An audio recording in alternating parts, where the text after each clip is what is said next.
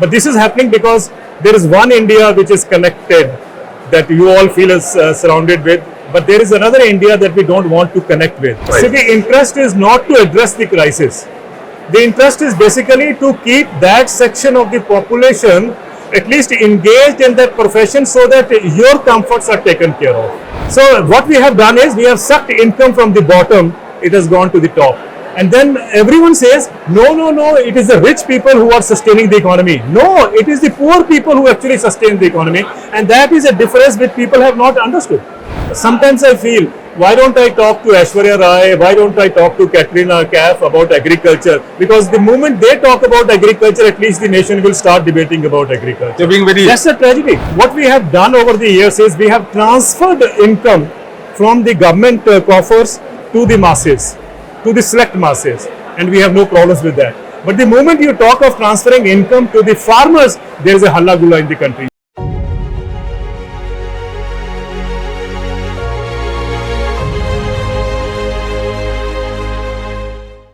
Welcome to Dow News. We are from the Kisan Swaraj Sammelan at Mysuru, and with me now in conversation is none other than Devinder Sharma. Devinder Sharma ji, namaskar. Namaskar. Devinder Sharma is not somebody unknown to this country.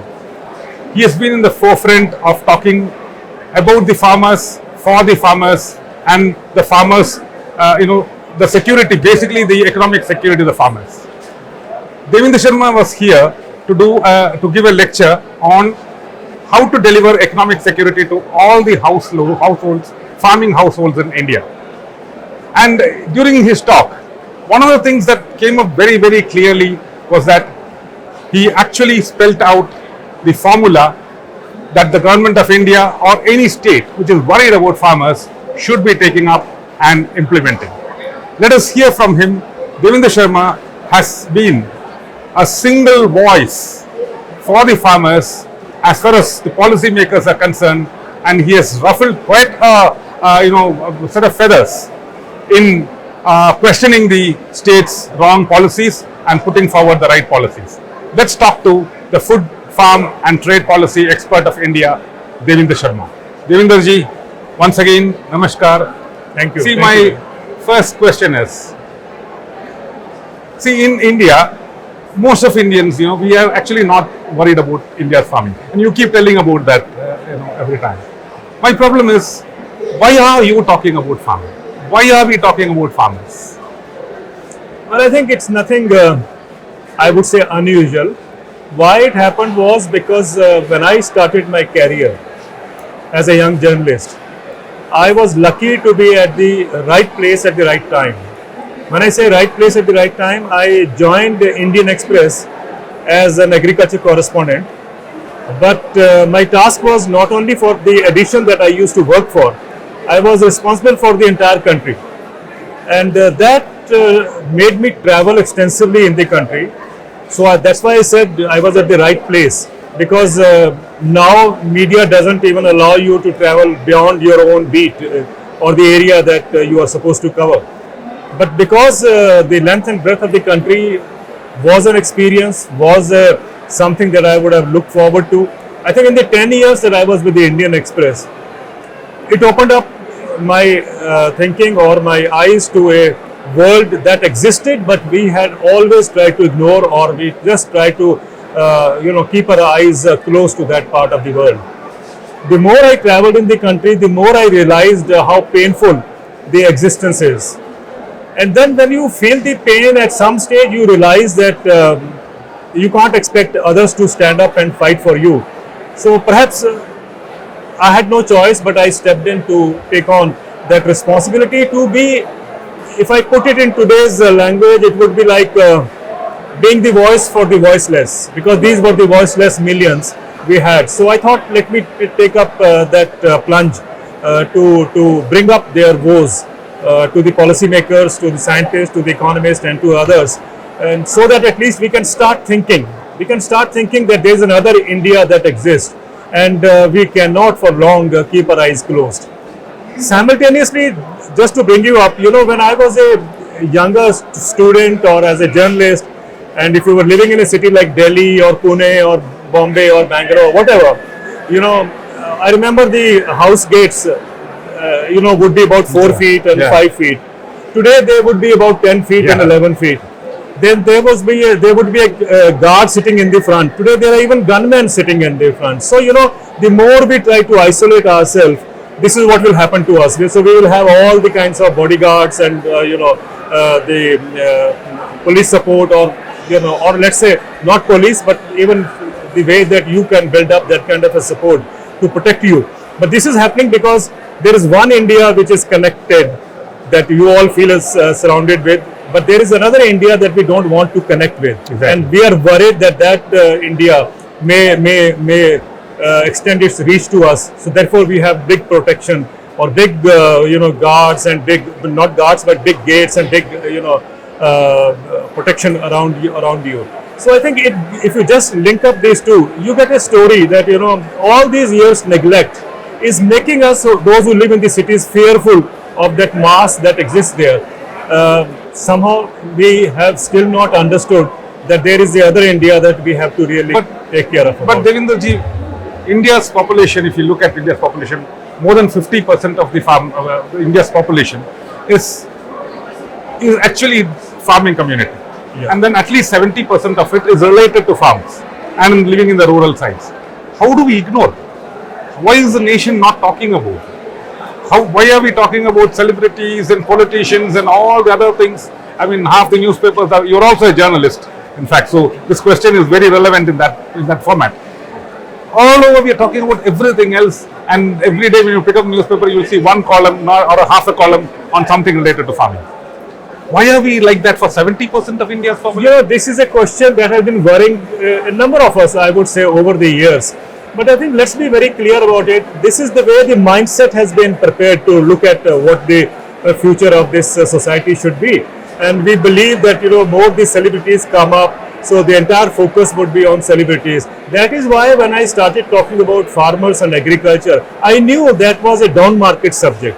I was aware that nobody wants to listen about them. In fact, I must tell you, one of the newspaper editors at one stage told me, Devinder, you have a column, but why do you write about poverty and poor and so on? It spoils the breakfast of my readers. But that's the kind of a thinking. That editor, I don't know, I felt outrageous that particular day. Talking about the reality of this country, this editor was feeling offended. And because his audience is what, English reading population, and he thought that they were feeling upset by what they read, or it spoils their breakfast in the morning. I thought, on the other hand, the more we talk about these kinds of inequalities, injustice and so on, the more people should become aware of and should become collectively conscious that we have a challenge to take. Unfortunately, the way the society is, if Amitabh Bachchan today talks about farmers, we might have a debate on farmers. But if Amitabh Bachchan doesn't talk about farmers, we are not even concerned about farmers. I mean, if I am able to make it very clear, sometimes I feel, why don't I talk to Aishwarya Rai, why don't I talk to Katrina Kaif about agriculture? Because the moment they talk about agriculture, at least the nation will start debating about agriculture. That's a tragedy. You're being very sarcastic about it, but nevertheless, I think it's whether sarcastic or not, this is the reality. If Lalu Prasad Yadav talks about agriculture, then there would be editorials on it. If I and you talk about agriculture, nobody is even remotely concerned. And the point I'm trying to make is, but how long can you keep that mass? 50% means 60 crore people. 60 crore people, you don't want them to be up on your camera screen or on your television screen. I think there is a big challenge before the society, and I think all that we can do is play our little part in bringing that up. Yeah, but the point here is, why is there a crisis? What is the crisis? I mean, we are talking nations. Governments are trying to solve the farmers' problem. You're talking about huge investments going into farming sector. You're saying, we'll give you drones, we'll give you digitization, we'll give you technology, we'll give you insurance, we'll give you a huge amount of subsidies. I mean, in fact, there's such a lot of critique around subsidies being given to farmers. But nevertheless, you're still in the crisis. See, what is the crisis? Why is this crisis? See, the interest is not to address the crisis. The interest is basically to keep that section of the population at least engaged in that profession so that your comforts are taken care of. Let me make you understand why I'm saying this. You know, when you say that, you know, we are providing drones and we are providing new technology and crop insurance, PM Kisan Nidhi, we're actually trying to see that the food production that the country needs is stable. You know, there is no setback to that, so that your comfort zone that you are living with every day is not at all affected. So basically, you are trying to ensure that that supply chain at least is fertile or is viable. That is your objective. Your objective is not to see that those millions of people who are somehow have their fate in agriculture, we need to pull them up and we make them part of that bigger economic design or benefit that each one of us is aspiring to. The question that should crop up is, why do you think that aspiration is only meant for you and me? Why do you think that the farmer's son doesn't have an aspirations? He also equally inspired or equally looking forward to making a economically viable living. But that's not happening because our interest is not to pull them up. Our interest is to sustain our livelihood or our the lifestyle pattern. Yeah. But look at it like this, Devinder ji. 50% plus farmers are in debt. Yeah. At the same time, the nation is probably giving the largest amount of subsidies to the farm sector. Farmers are continuing to suicide. Production is stable or perhaps increasing. But you always keep telling that in spite of all this, the income of the farmer is at its lowest or bad. No, what is this? How do we understand the economics First, of let it? me answer your first question. This doesn't make any sense in economics. No. First, let me answer your question. I think our actually understanding should go beyond the farm to the national level, then to the international level. Why I'm saying is, once you understand the bigger picture, then you will see how agriculture has been deliberately kept impoverished all these decades. So we understand the bigger economic design, then it is easy for me to relate why, because of the economic policy, a farmer is forced to throw his tomato on the streets or his potato on the streets. Why is it happening? He puts in so much of labor, so much of hard work goes into it, good record production, and yet he gets the prices are, at a level that he would never like to do farming again. This is because of the economic design that we normally fail to understand. So that is why when you say that, you know, there are huge subsidies going into it. Now look at very cleverly how they design. If a poor man gets subsidy, or if you give farmers some money, they will say it is subsidy. And then they will quantify, 2.5% or 3% of country's GDP is going as farmer subsidy. Exactly. Okay, so we will all be up in arms. It's some money going waste and it's going down the drain and so on and so forth. So we need to stop it or reduce it. But when we give money to the corporates or to the rich, we don't call it subsidy. We call it incentive for growth. It is also subsidy, but it is given to the rich, so it becomes incentive for growth. It's like this, you know, if you and me default on a bank, we are defaulters. But if a corporate defaults on the bank, it is not default. It becomes non-performing asset. Exactly. Now, if you ask somebody what is non-performing asset, he doesn't understand.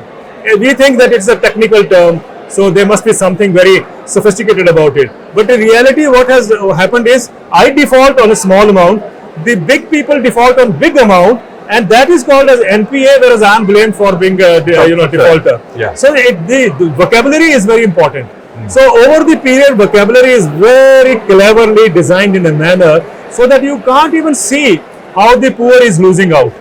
You got my point now? Yeah, now let me explain you. Total under the budget, it says that the social security, all the expenses should be not more than 3% of the total budget. But what about the incentive for growth for the rich? You know, recently a data has come out that every year corporates get a tax concession, just tax concession of 5.5% of GDP. My God. We blame the poor for 3% GDP. We don't even question the 5.5% or double the amount that is going as incentives or tax concession. And we are not talking about the write-off still.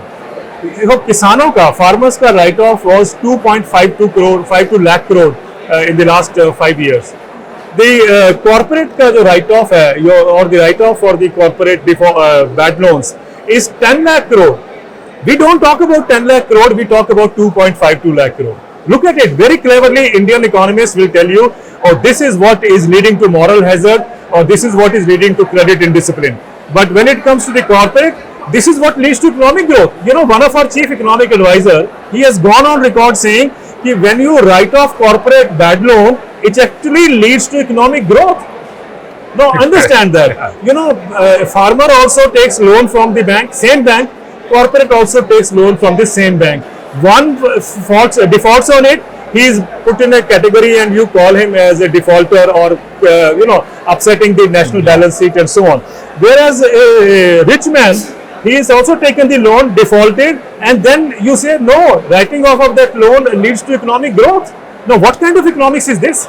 It is because you and me actually have failed to understand how the design is built. When I say you and me, it doesn't mean only us. I get it. But the people at large. We don't even understand the bigger picture.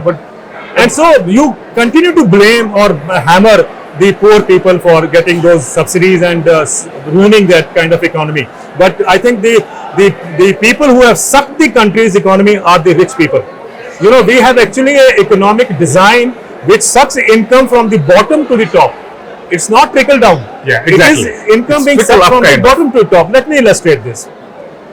A woman is in a village. She has nobody, following her and so on. She lives alone. You know, she wants to buy a bakri, a goat, to maintain her livelihood. It will cost what? 5,000, 6,000 rupees. She can't get a loan from the bank, so she goes to MFI, microfinance institution. Yeah, the new age. The new age. You go to MFI. MFI will give you 6,000, 10,000 rupees loan at a rate of 26%. Exactly. 26% rate of interest, and our economist and I find the academia saying, oh, we have empowered that young poor lady. Look at that, empowered the poor lady with what? 26% rate of interest, and that loan has to be returned in weekly intervals.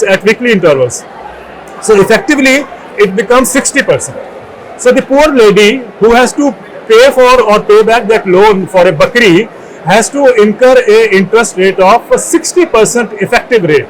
Okay. Now imagine the Tata's nano factory was coming in India. From West Bengal it went to Gujarat. Yeah. The state government opened up everything, red carpet for them, giving them land, water, electricity, all those kind of things. In addition, the state government gave Tata's 520 crore rupees as loan for 20 years to be returned in 20 years, and the rate of interest was 0.1%. Poor lady whom we had empowered, 26% effectively turns into 60% rate of interest. Tata's get at 0.1% to be returned in 20 years, which means it was basically a grant. So what we have done is we have sucked income from the bottom, it has gone to the top. And then everyone says, no, it is the rich people who are sustaining the economy. No, it is the poor people who actually sustain the economy. And that is a difference which people have not understood. See, then there is this whole thing. Now we sort of understand that there is a whole economic design which actually brings farmers, however big or small they are, into debt. Yeah. But then there is this whole other question also, that farmers have the produce, they are able to sell it in the markets, and then you have to prepare markets in such a way, which means that you will have to talk about prices being delivered, good market systems being done, and all these kind of things. Governments have on and off taken all sorts of efforts to do it, and the latest one is they have bought in the 3 laws. In 2020, they bought in the 3 laws to actually, enable farmers to do contract farming if you want, or to do, marketing freely, so that a farmer can sell it anywhere and to anybody at any rates that they can. Why was it opposed? Why did farmers stand up and say no? Why did people like you so vehemently opposed it and even and forced the government to shelve it? Well, I think we need to understand that this the economics course that I studied in my university, or you studied, and I'm sure many of us would have studied, it's called Economics 101. When we had Economics 201, like that, Economics 101 makes it very clear, or drills into us that there is if you really want to achieve economic growth, then we must see that the population from agriculture is taken out and moved into cities. We reduce the number in the rural areas. That would mean your economic growth goes up. That is one thing which they have been saying. The number two thing they say, that markets will decide. Markets are a better judge. That is what we have all learned. I've also been wondering on that point, that markets are the better judge. That's because that's what was drilled into my mind. It's what I say in modern language. It is like you and me have been programmed to believe that markets are the real wherewithal for the world to operate. But it doesn't happen like that. Let me give you one illustration. Give me one industry in the world where you know that the prices have come down in the last 100 years. Give me one industry. Yeah, no. Okay. Now, let me give you another example of agriculture. In agriculture, to give you an example, the American Civil War ended in 1865. The wheat price at that time in America, whatever it was, and today when I look at it 2020, let's say, in that 170 years or so, the wheat price has come down 7 to 8 times. 8 times, not percent. So, wheat prices are coming down in America. The bread prices are going up. Yeah. So when we see the wheat prices coming down, we say, it's a competitive market. Look at the terminology. But when the bread prices go up, then we don't say it is competitive market. Then we say, oh, this is because there is value addition to it, and so on and so forth. So we get always, confused or mesmerized by all these kinds of examples. Now, let me also take you a little broader than this. It's not only in America. It happened in Canada, it happened in Europe, it happened in the other rich countries, it happened in India. So which means markets have actually failed farmers. You get my point? So when the markets are failing farmers are getting out of agriculture, then where is that preamble that is given to us that markets are the better judge? They are not. Which means markets actually are exploiting the farmers. In fact, if you look at the design, global design that I talked about, when we talk of economic reforms, we are actually basing the entire economic reforms on agriculture. Agriculture provides the raw material, agriculture provides labor. Reforms need cheaper raw material, reforms need cheap labor. So that is all coming from agriculture. That is why there is no guaranteed price for agriculture. Okay. Not only in India, in America, wherever you want to see, no guaranteed price. And then, when we are in a country like India, or we have discussions where media, as you rightly said, doesn't even talk about farmers, how do we know what is happening to farmers across the world? Now, your question is very important. Some years back, I think it was 10, 12 years back, the New York Times had a report. It said that an American dairy farmer committed suicide. Nothing unusual in America. They commit suicide in large numbers. But interestingly, or I would say sadly, this farmer was so distressed that he first shot each of his 51 cows and then he shot himself. Look at the gory, suicide attempt that he made and died, of course.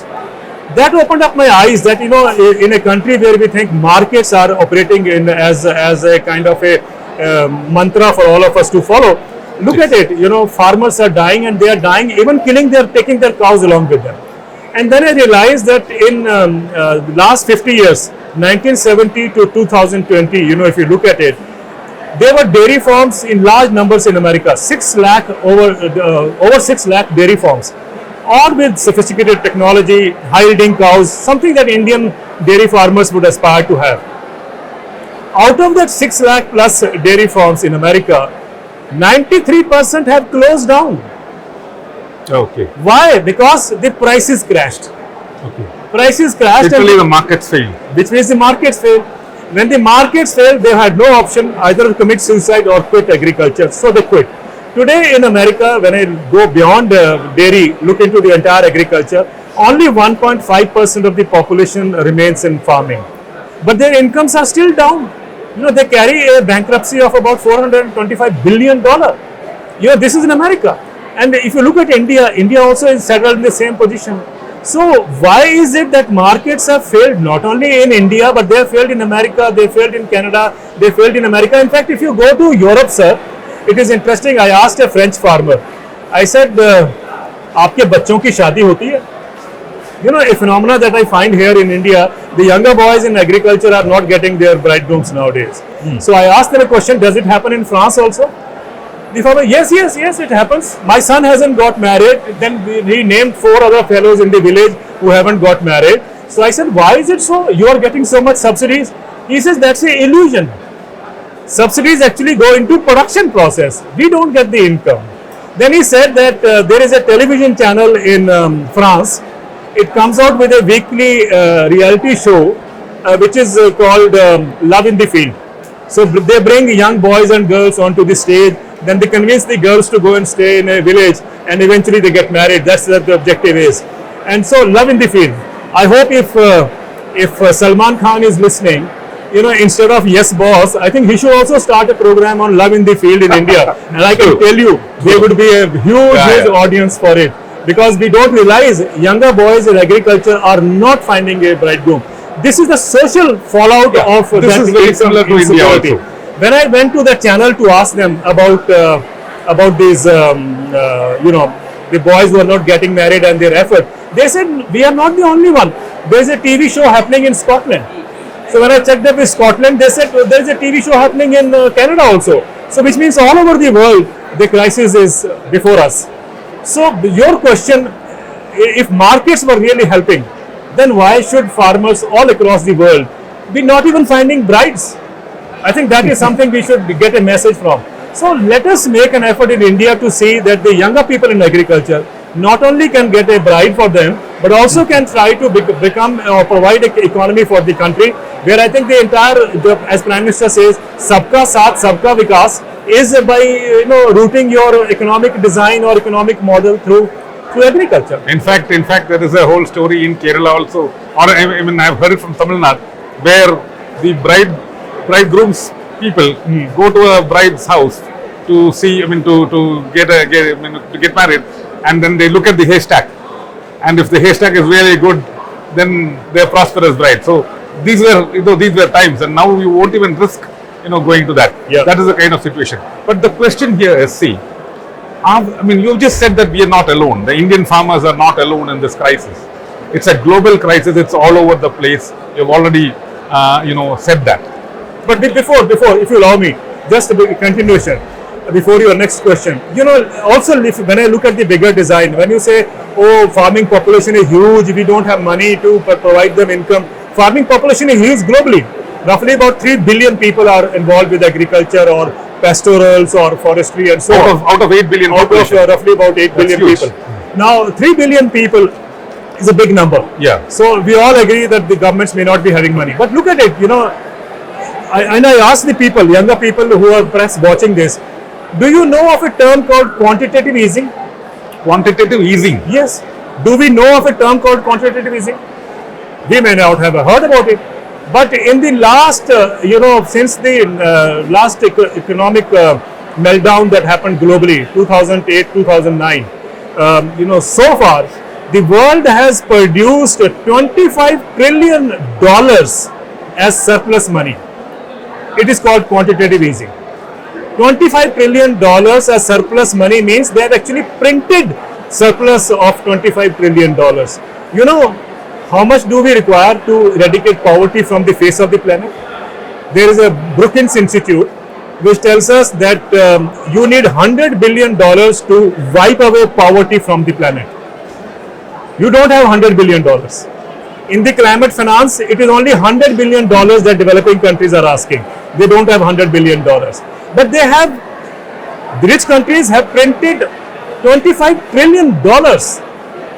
And where does it go? It goes to the pocket of the rich people. In the name of? By way of stock markets, it goes into the pockets of the rich. And the big infrastructure, the development. All those things. All those kind of things. And imagine, in the pandemic period, the world printed about $5 trillion of surplus money, what is called quantitative easing.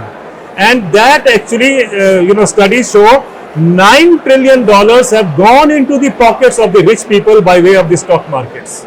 See, wow, what a wonderful system. You don't have $100 billion for eradicating poverty or for taking care of farming population also, because after all, farming population is part of that bigger poverty picture that we all talk about. So, but you have $25 trillion for the rich. I always said one thing: why can't we give those $25 trillion for the ordinary people?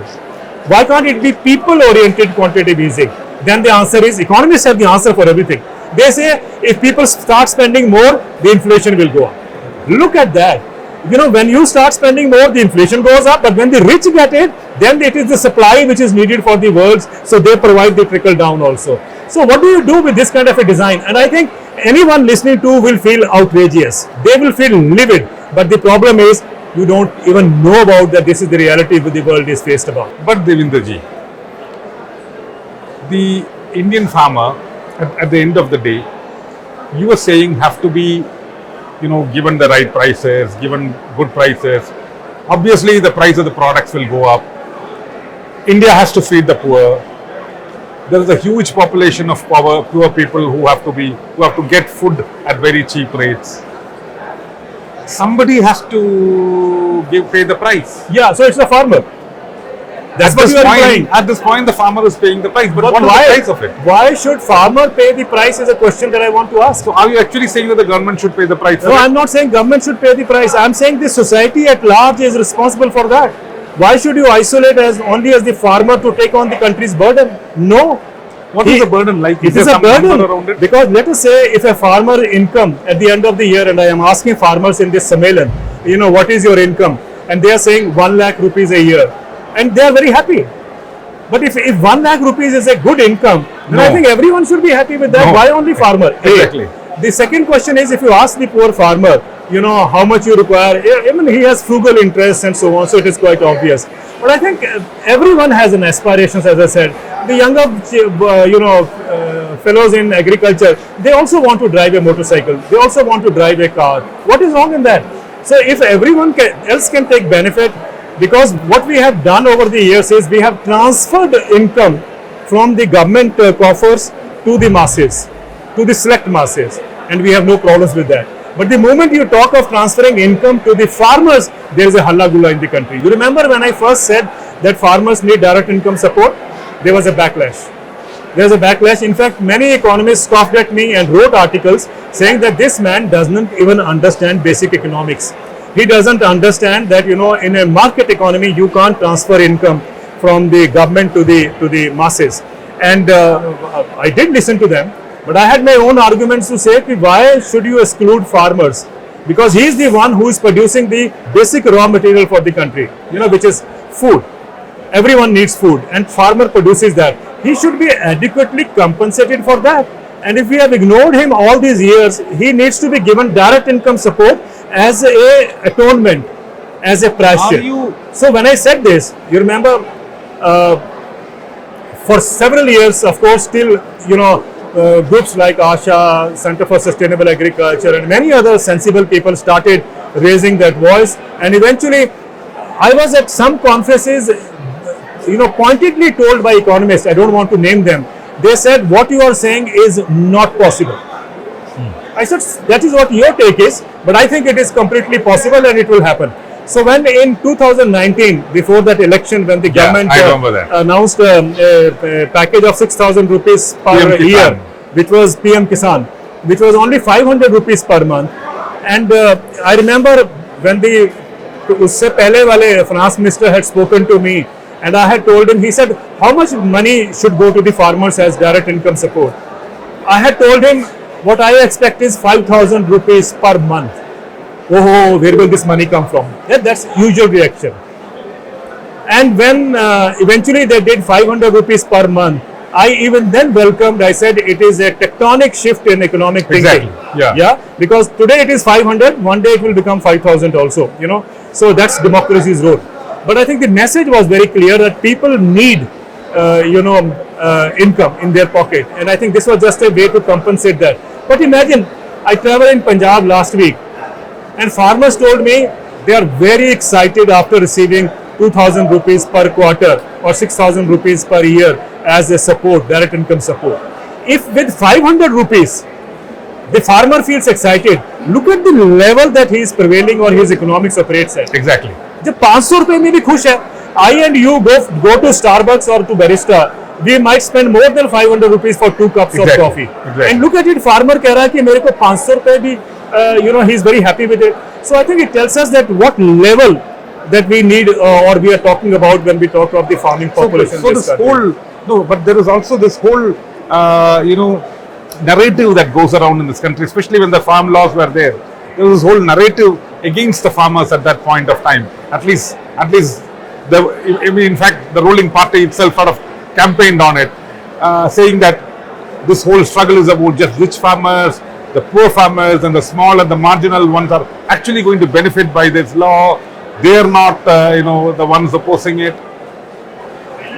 Or is it all about just rich farmers? Are you just saying? Again, it is about narrative building. You rightly mentioned it. The narrative was like that because corporates designed the narrative in this country. So corporates could benefit tha. So they made everyone speak in the term ki no, farmers are going to suffer out. It's because farmers are the big farmers are going to benefit. Now, what is the definition of big farmers? The latest NSS survey tells us that in India, 86% farmers are below small marginal one. Below 5 acres. And when I talk of big farmers, it says only 1% farmers in India have more than 10 hectares. Exactly.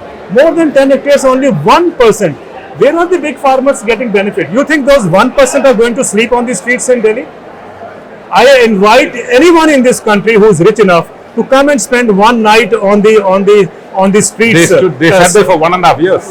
They sat for 1.5 years. So how can you say they were rich farmers? Exactly. No rich one wants to sacrifice. They all want you to sacrifice the heat and the cold throughout the seasons. But the point is, farmers were trying to convey a very, very loud message that the society at large, and it also includes academia, policymakers, people like us also, we have failed the farmers. Exactly. We have failed the farmers because we all want a healthy food, safe food, organic food. मुझे भी समझ आता है, agroecology is required. But nobody wants to pay the farmers that price that which he should be producing that food.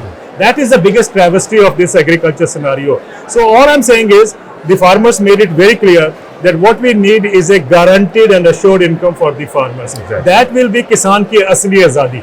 You're talking about a minimum support price which is guaranteed. I mean, yes, when I say minimum support price has become one mechanism. There is a whole lot of system which goes into working out the MSP. Now, since we have evolved that system, it needs improvement. I'm not saying it doesn't need improvement, but it becomes a kind of a benchmark. So let us say we have MSP in this country announced for 23 crops, out of which only 2 crops are procured by the state. Rest of the crops, it's on the paper. So what we are suggesting is it should be a legal instrument. You remember the time when we first said that we need a 4th law in this country, and now I'm so happy that farmers are demanding a new law which makes it legal. And my argument is that this is something that is not only for India, it is a solution to address the agrarian crisis across the world. Every country in the world must come up with a minimum support price for the agriculture produce. I was recently in Norway. Norway is a big dairy country. I was shocked to learn that of the end consumer price, the farmer gets only 22% of that share. Okay. Only 22%. When I told them that in India, if you look at the end consumer price, Amul cooperative or the other cooperatives in the country, they pay you let's say I buy milk for 100 rupees, cooperative branded, 100 rupees, 70 rupees goes to the pocket of the farmers. Okay. They were aghast. They have never expected that 70% or 70 rupees or 70, that their share can be as big as 70% of the end consumer price. Now, I only believe that if this 70% becomes a uniform, universal kind of a benchmark across the globe, imagine the dairy industry growing to a level. In fact, across the globe for all vegetables, all crops. I'm talking of only dairy here. But if that dairy can be worked out, then we can work it out for the entire agriculture also. So every farmer, whether you are growing tomato, I grow bhindi, you grow matar, or I grow wheat or rice or whatever it is, I think we should have a minimum support price. My question is one: any youngster who's watching this, when he passes out from an software engineering course or whatever, all that he is looking for is his package. Exactly. अखबारों में आता है ना कि every newspaper says, oh, IIM का package 20 lakh पे गया है, so on. Why can't the farmer look at a package? Exactly. Doesn't he deserve a package in his life? Yeah. If it is not 1 lakh, at least give him 5 lakhs, is all I'm trying to say. Because he produces food which has been priced low deliberately. So we have to really get out of that thinking or mindset that, agriculture has to provide the base for the economic growth. No. So let me come to this final question. Suppose you are walking into one of the governments of India. I mean, I know that you actually do that. I mean, lots of governments invite you to give them your inputs and all that. Suppose you are walking into one of the state governments in India, or let's say even to the Narendra Modi government or whichever government in India, and all of us are grappling with the situation. All the states are also grappling, or the nation is grappling with the situation of how do we ensure progress for the farmers. You're talking about doubling income, it's not happened. You're talking about insurance, it's not being taken the way it should be taken. What is the solution that you will tell to let's say the Prime Minister of India? And mind you, the Prime Minister of India may not listen for more than 5 minutes. So in 5 minutes, how will you, what will you tell to the government of India? I think there is a bigger message that you are trying to convey, and I think before I go to what I would suggest, let me tell you, it has actually happened. It has actually happened, and I think ordinary people don't know that. The green revolution in India did not happen because some scientists were trying to push in dwarf seeds of high-yielding seeds of wheat. It didn't happen because of that. There was a big debate at that time. I asked M.S. Swaminathan, what was the political will, I said, that turned the tables in favor of green revolution? He narrates a story, and I think that is very important for people to know. He said, Devinder, actually I was trying to bring Mrs. Gandhi to Pusa, and he's talking of 1965, You're talking about the Pusa Institute, Delhi. Pusa Institute in Delhi, where he was the director at that time. So he must have brought her to inaugurate a building or whatever. He says the history of India and perhaps the world was written in that half-an-hour car journey. And in that half-an-hour car journey, your question, because Prime Minister doesn't have much time, so I think you will agree half an hour is not much of a time. And Mrs. Gandhi asked Swaminathan a question. He said, she used to call him Swami. So she said, Swami, I would go by what you are suggesting, but can you give me a commitment that you will give me a surplus of 10 million tons in a couple of years from now? And the second part is very important. Hold on, second part is very important. She said, give me a commitment that you can produce 10 million tons or so in a few years from now, because I want the bloody Americans off my back.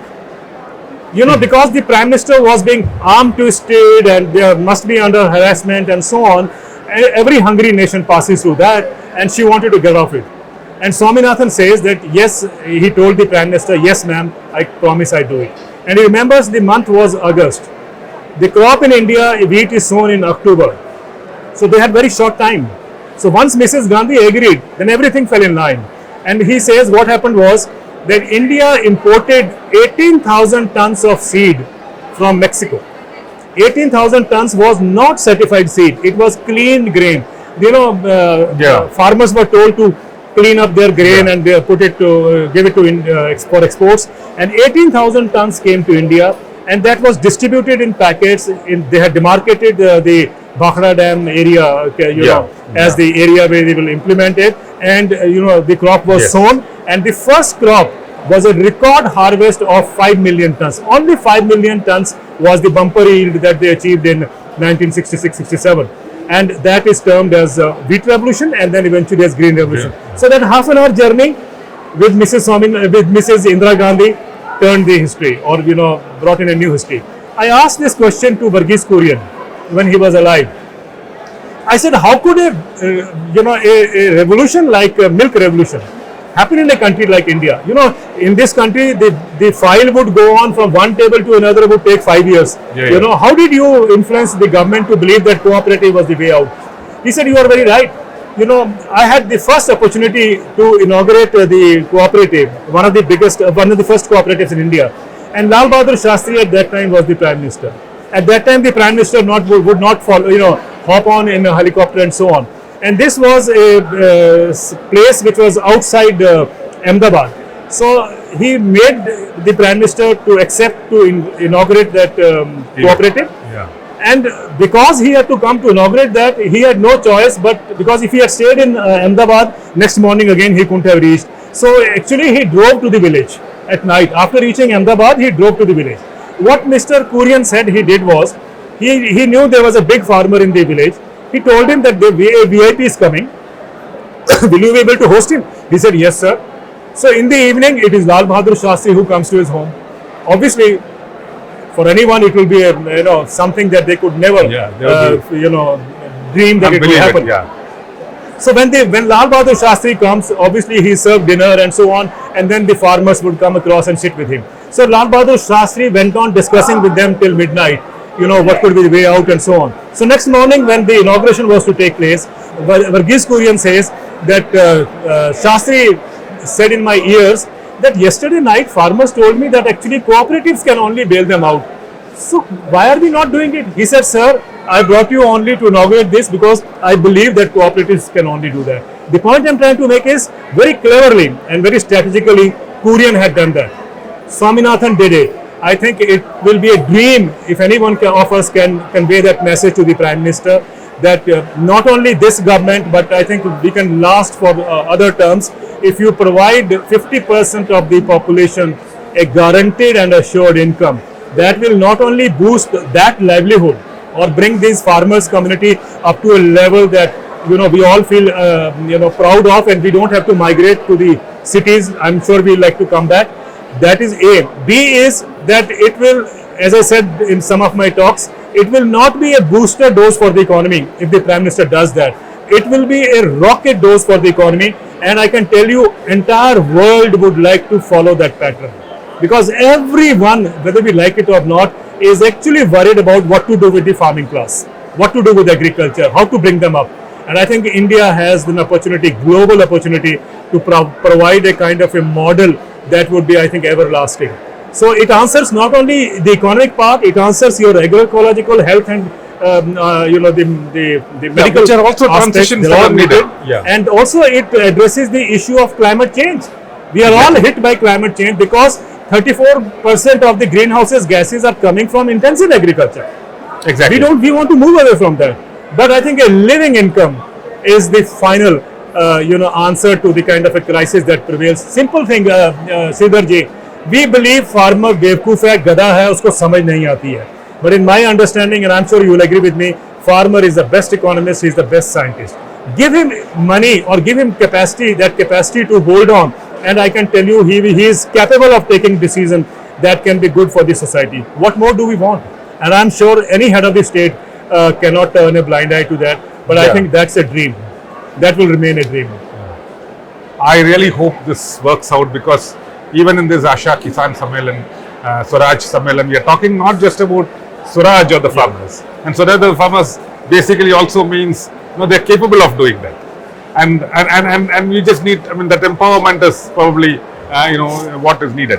And we here are addressing agroecological concerns, we are addressing climate resilient agricultural concerns, but also we are strongly talking about, and one of the reasons why you were invited to the session, to put out this very strong message that an guaranteed income security system is needed in this nation, which obviously has to start with guaranteeing prices across crops across the nation. I think this conversation has been wonderful. I have listened to you, and I'm again listening to you, and each time it's more of enlightenment, more of being sure about what we are saying. So thank you very much, Devinder ji, for spending this much time with us, and on behalf of Thou News, thank you. Thank you very much, sir. I really enjoyed. Thank you very much.